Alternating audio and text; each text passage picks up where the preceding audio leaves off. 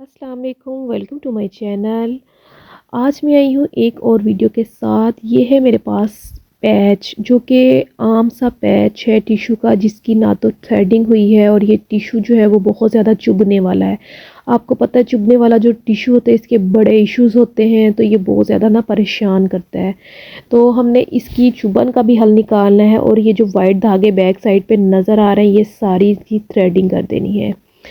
तो आपको पता है ज़्यादातर लोग जो है वो बहुत अच्छे कपड़े जो है वो नहीं ख़रीद सकते, वो नॉर्मल रेंज में कपड़े ख़रीदते हैं जिनके पैचेस जो हैं वो इस तरह के होते हैं, जिन पे टिश्यू पे उन पे काम किया होता है, एम्ब्रॉयडरी हुई होती है। तो मैं हमेशा कोशिश यही करती हूँ कि जो नॉर्मल रेंज में चीज़ है मैं उसी पे काम करूँ, ताकि सारी मेरी बहनें जो हैं वो फ़ायदा उठा सकें। तो आपने सब एक अहम बात यहाँ पे नोट कर लेनी है, जब इस तरह से फ्लावर बने हों तो आपने जब दामन के लिए फ्लावर इसकी सिलेक्शन करनी है बॉर्डर की, तो आपने देखना है दोनों तरफ से जो फ्लावर हैं वो बराबर आए। तो ये देखें यहाँ पर मैंने फ्लावर बिल्कुल बराबर कर ली है, उसके बाद दामन की मेजरमेंट की है। और आपने एक चीज़ एक और अहम नोट करनी है, आपने दोनों तरफ हाफ हाफ इंच एक्स्ट्रा रखना है, ताकि अगर कोई कमी बेशी हो तो हम उसमें पूरा कर लें। तो दामन की ये पैच की ये डबल साइड है। डबल साइड जो है ना, मैं आपको डिफरेंट डिफरेंट तरीके से फ़ोल्ड करना बताऊंगी कि एक साइड को हमने किस तरीके से करना है और दूसरी साइड को किस तरीके से फ़ोल्ड करना है। सबसे पहले तो ये वाली साइड जो है हम इसको जो एक्स्ट्रा फैब्रिक है इसको हम कट कर लेते हैं। उसके बाद फिर मैं आपको बताऊंगी जो उसकी दामन की दूसरी साइड है उसको कैसे करना है। पहले हम ये वाला हिस्सा क्लियर कर लेते हैं। तो ये देखें जहाँ जहाँ पर इसके कॉर्नर आ रहे हैं फ्लावर के, तो वहाँ पे हमने इस तरह से कट लगाने हैं। कट आपने बहुत ज़्यादा डीप नहीं लगाना, जहाँ तक आपका फ्लावर है वहाँ तक ही आपने इसका कट लगा लेना है। तो ये इतना प्यारा और इतना खूबसूरत दामन बनेगा कि आप खुद हैरान हो जाएंगी कि आपने घर बैठे जो है वो इतना खूबसूरत दामन रेडी कर लिया है। तो जो न्यू देखने वाले हैं मैं उनसे रिक्वेस्ट करूँगी कि वो पहले जल्दी जल्दी से मेरा चैनल सब्सक्राइब कर दें, लाइक करें, शेयर करें, ज़्यादा से ज़्यादा शेयर करिएगा, ताकि ये अच्छी सी वीडियो जो है ना वो मेरी हर बहन तक पहुंच सके और वो इससे फ़ायदा उठा सके। देखिए कोई भी मुश्किल काम करना नहीं चाहता, सबको होता है कि वो कोई ऐसा काम हो जो कि ज़्यादा मेहनत भी ना ले, आपका टाइम भी ना ले और इतना नीट एंड क्लीन काम हो जाए। तो आज मैंने आपको वही वाला तरीकाकार सिखाना है जिसमें आपका ज़्यादा टाइम भी वेस्ट ना हो और बहुत नीट एंड क्लीन जो है ना वो आपका दामन रेडी हो जाए। तो आपने ये जो फैब्रिक ग्लू यूज़ की है ना, ये देखें मैंने किस तरह से सॉरी, जिस तरह से मैंने ये हल्की हल्की सी फैब्रिक ग्लू लगाई है ना, आपने भी सेम इसी तरीके से हल्की हल्की लगानी है फैब्रिक ग्लू की। बहुत ज़्यादा आपने भरमार नहीं करनी है। तो एक अहम टिप मैं आपको यहाँ पे देना चाहूँगी कि ये जिस तरह मैं आयरन के साथ इस तरह से इसकी फोल्डिंग लगा रही हूँ, अगर आपके पास फैब्रिक ग्लू नहीं है तो आप सुई धागे के साथ इस तरह से फ्लावर की शेप के साथ साथ जो है ना इसको कच्चा भी कर सकती हैं। तो जो कच्चा करने का जो तरीका है ना, मुकम्मल तरीका, इस पे भी मैं इंशाल्लाह एक वीडियो बनाऊंगी और मैं आपको बताऊंगी कि क्या आपके पास ग्लू वगैरह या गम स्टिक वगैरह ना हो तो फिर आप उस वक़्त क्या करें, ये भी इस पे भी मैं आपको लाजमी एक वीडियो शूट करूँगी। तो आपने वीडियो को फुल वॉच करना है और लास्ट में मुझे कमेंट करना है कि आप कौन सी सिटी से मुझे देख रही हैं। ये देखें इसकी शेप जो है ना इसी तरह बनेगी, बाकी जो हाफ रह गया है उसकी भी हम शेप बना लेते हैं। इस तरह से हल्का हल्का जो है ना फैब्रिक ग्लू आपने लगाना है। ये फैब्रिक ग्लू मैं ज़्यादातर इस्तेमाल करती, पहले मैं गम स्टिक यूज़ करती थी, अब मैं यही वाला यूज़ कर लेती हूँ, क्योंकि इस पे जो सिलाई लगाते हुए मसला नहीं होता, ना ही जो है आपका धागा टूटता है। तो आपने अक्सर देखा होगा कुछ ग्लू इस तरह के भी है कि आप जब आप उसके ऊपर नीडल चढ़ती है तो धागा टूट जाता है। तो ये इतनी सॉफ्ट सी ग्लू है ना, ये मुझे बड़ी पसंद है। आप लाजमी इसको घर में रखें और बहुत ही रीज़नेबल भी है, तो आपको बहुत ज़्यादा ये जो ग्लू है ये फ़ायदा देगी। इस तरह से जिस तरह से हमने फ्लावर की शेप बनी हुई थी, इसकी शेप के साथ साथ इस तरह आयरन के साथ फोल्ड कर लिया है। इस पे कोई इतनी मेहनत नहीं हुई, जस्ट 10 मिनट्स या फिर आप 10 से 15 मिनट्स में आप ना ये खूबसूरत सा दामन जो है वो आप रेडी कर लेंगी। कोई ऐसा जो है वो मसला नहीं होगा आपको कि आपको कवर करने में मसला आ रहा है या कॉर्नर नहीं कवर हो रहे। सारा कुछ हर एक चीज़ में आपको स्टेप बाय स्टेप बताऊंगी कि आपने किस तरह से इसको कवर करना है। अब आपने शर्ट का जो दामन है ना वो उसको बिछा लेना है। दामन की उल्टी साइड जो है ना वो बिछानी है, और इसके ऊपर ये जो मैंने बॉर्डर रखा है ना, इसकी जो बॉर्डर की ऊपर वाली साइड है ना, ये उल्टी साइड है। मतलब कि आपको यहाँ पे नीटनेस दिखाई नहीं दे रही, क्योंकि ये मैंने उल्टा बॉर्डर रखा है। तो अब आपने यहाँ पर अच्छे से सेट कर लेना है। बॉर्डर जो था, मैं जो पैच था, इसका भी मैंने दरमियान निकाल लिया था, और दामन का भी मैंने दरमियान निकाल लिया था, और मैंने बिल्कुल इनको आपस में सेट करके रखा है। और इस तरह से यहाँ पर आपने पिंस का यूज़ करते हुए इसको यहाँ से अटैच कर लेना है। ये इतना पायदार, इतना मज़बूत पैच लगता है कि मैं सालों से यही तरीका यूज़ करती हूँ। और यकीन करें, वॉशिंग मशीन में भी आप वॉश कर लेंगी ना, तो कहीं से कहीं जो है ना वो टिश्यू नहीं निकलेगा, धागा नहीं निकलेगा, वरना अक्सर आपने देखा होगा कि इसके धागे जो हैं वो निकल जाते हैं।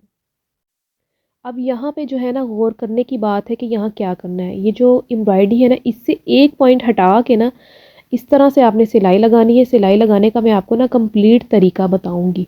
जहाँ पे कढ़ाई जो है वो कट होगी हुई सीज़र के साथ, वहाँ से कैसे कवर करना है वो भी मैं आपको बताऊंगी कि आपने अगर आपकी कहीं से एम्ब्रॉयडरी मिस हो जाए तो आपने किस तरीके से कवर करना है। कोई ऐसा मसला नहीं है कि आप कहें यहाँ से कढ़ाई नहीं है बाकी को भी स्किप कर दें, तो नहीं, आपने किस तरीके से कवर करना है वो भी मैं आपको कंप्लीट डिटेल के साथ बताती हूँ।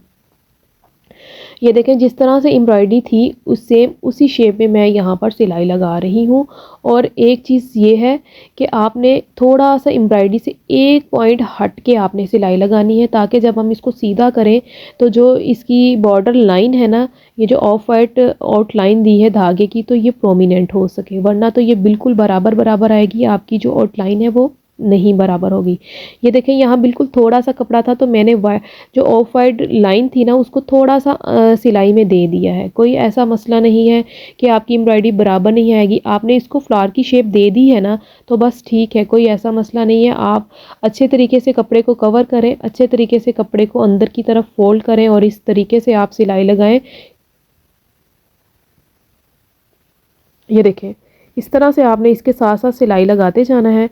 और इस तरह से मैंने एक पल के लिए भी, मुझे जो है ना वो घबराहट नहीं हुई कि फुट को बार बार मोड़ना पड़ रहा है या बहुत ज़्यादा मेहनत हो रही है, ऐसा कुछ भी नहीं था। जस्ट 10 to 15 मिनट्स में मैंने ये दामन जो था वो रेडी कर लिया था। ये देखें, इस तरह से, इस तरह करने से बहुत ही नीट दामन बनेगा। और इस दामन पे आप मज़ीद जितनी मर्ज़ी एक्सटेंशन करना चाहें कर सकती हैं, और जितना ज़्यादा आप इसको खूबसूरत करना चाहती हैं कर सकती हैं, ये आपकी अपनी चॉइस है।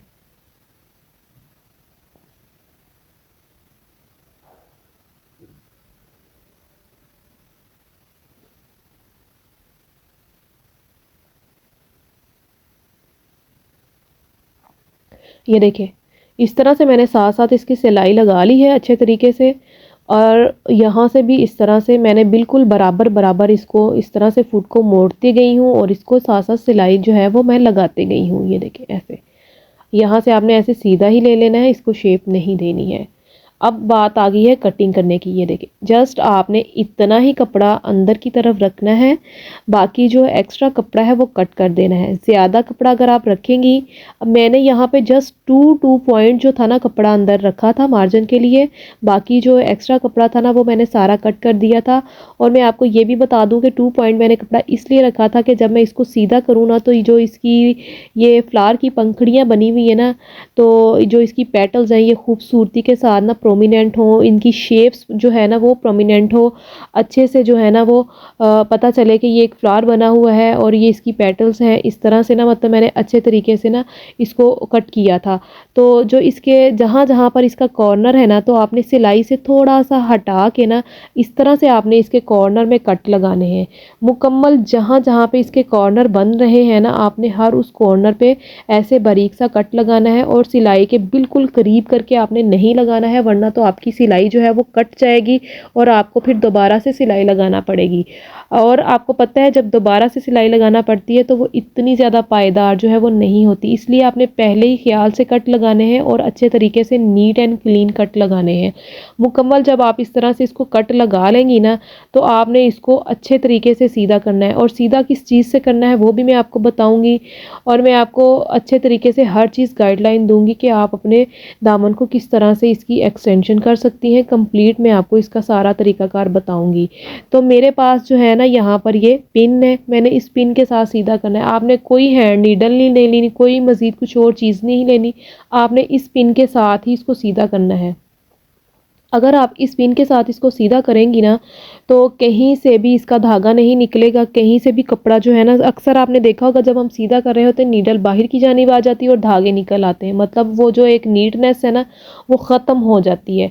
तो आपने इस चीज़ को मद्देनज़र रखना है। बहुत ज़्यादा बारीक जो कॉर्नर है ना, इस तरह से वो वाली पिन आपने नहीं लेनी, यही ब्लैक वाली पिन लेनी है, और इसके साथ ना अच्छे तरीके से आपने इसको सीधा कर लेना है। ये देखें इस तरीके से। और जैसे ही अब आप इसको मुकम्मल तौर पे इसको सीधा कर लेंगी ना, तो आप इसकी खूबसूरती को देखेंगी कि ये इतनी प्यारी पेटल्स बनी थी ना, बहुत ही प्यारी इसकी जो है ना वो पेटल्स बन के तैयार हुई थी। तो ये देखें, ये है इसकी लुक। तो मैंने इसको ना अच्छे तरीके से ना प्रेस कर लिया था, ये देखें ऐसे। तो अब जो है बॉर्डर की दूसरी साइड जो आपको पता है कि ये मैंने पहले ही रेडी कर ली थी, तो अब यहाँ पर इस तरह से आपने एक काम यहाँ पे करना है, अपना बखिया जो है ना मशीन का वो बिल्कुल छोटा कर लेना है। छोटा करके ना कपड़े को थोड़ा सा अपनी तरफ खींचते हुए फिर आपने सिलाई लगानी है, ताकि जो कपड़ा है ना वो आपका इकट्ठा ना हो। ये देखें इस तरह से, जिस तरह से फ्लावर की शेप बनी हुई उसके साथ साथ आपने फुट को मोड़ते जाना है और इसको सिलाई लगाते जाना है। मैंने जो दामन जब मैंने सीधा कर लिया था, तो मैंने इसके ऊपर हल्का सा जो है ना पानी के साथ इसको यानी कि थोड़ा सा शावर कर लिया था। शावर करने के बाद मैंने इसको अच्छे से आयरन कर लिया था। तो आयरन करने के बाद आप इसकी लुक देख लें कि कितनी प्यारी लुक आई है। जैसे ही मेरी सिलाई कंप्लीट होती है तो मैं आपको फाइनल लुक भी दिखाती हूँ कि इसकी फाइनल लुक जो है वो कैसी आई थी। यानी इतनी नीट थी, इतनी क्लीन थी, ऐसे था जैसे कि किसी टेलर ने ही ये काम किया है। टेलर्स वाला नीट एंड क्लीन काम हुआ था। तो आपने भी सेम यही तरीका अपनाते हुए अपने जो शर्ट का दामन है, स्लीव्स का दामन है, या फिर आपके ट्राउज़र का दामन है, सेम आप इसी तरीके से लगा सकती हैं। इसी तरीके से शेप्स भी बना सकती हैं। तो इसी तरीके से आप जो है ना थोड़ा थोड़ा फुट को घुमा के थोड़ी थोड़ी सिलाई जो है ना वो लगा के ना अपना दामन जो है वो कंप्लीट कर सकती हैं, अपने स्लीव्स कंप्लीट कर सकती हैं। मैंने इसी सूट की जो है ना नेक लाइन की वीडियो कल ही शूट की थी। वो बहुत ही खूबसूरत नेक लाइन था, वो भी मैं आपको दिखाती हूँ। आप ये देखें कितनी नीट लुक आई है। और एक मैं आपको और फ़ायदा इस दामन का इस तरीके से पैच लगाने का बता दूं कि आप जब चाहें इसको उतार के किसी और सूट पे भी एडजस्ट कर सकती हैं। ये देखें बहुत ही नीट एंड क्लीन इसकी लुक आई है। ये गला था जो कि मैंने कल रेडी किया था, इसकी वीडियो शूट कर दी थी। आई होप कि आपको आज की मेरी ये वीडियो बहुत पसंद आई होगी। जो न्यू देखने वाले हैं मैं उनसे रिक्वेस्ट करूँगी कि प्लीज़ मेरे चैनल को लाजमी सब्सक्राइब कर दें, लाइक करें, शेयर करें और अच्छा सा कमेंट बताएं कि वो को ये वीडियो कैसी लगी है। तब तक के लिए अल्लाह हाफिज़।